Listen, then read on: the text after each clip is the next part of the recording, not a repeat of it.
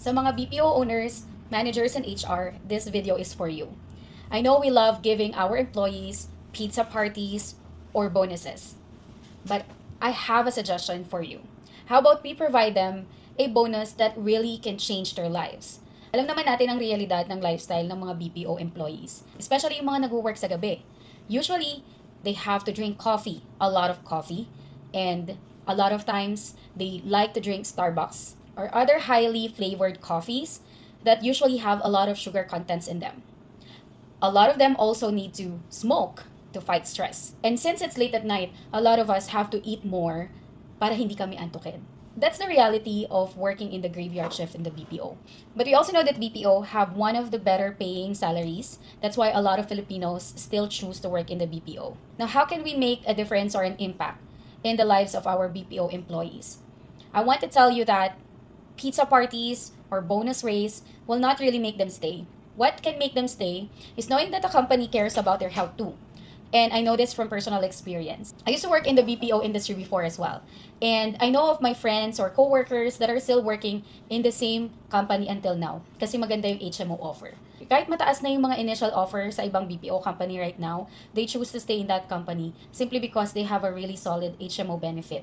And a lot of these employees, sadly, would usually have pre-existing conditions.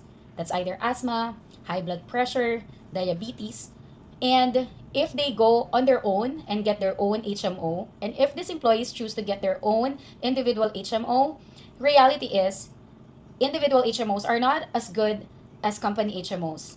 Why? Because company HMOs usually have the advantage of getting pre-existing conditions covered because of what we call risk sharing. So the higher the group that shares the risk, the better the benefits that are provided. So a lot of Filipinos right now that cares not only about money but also their health are looking for companies that provide HMOs that covers pre-existing conditions. And why is it important to have pre-existing conditions covered? Let me give you an example. Let's say one of your employees have pre-existing conditions.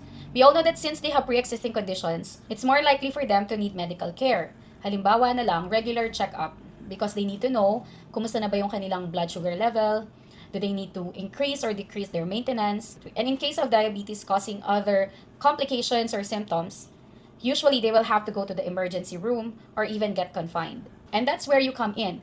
If you're a company that offers an HMO that covers their pre-existing condition, that's a big check for an employee. Why? Because that equates to peace of mind, to their safety, and to their health and wellness. So if you want to know more about what I'm talking about, reach out to me so we can discuss further what's the best for your company and for your employees.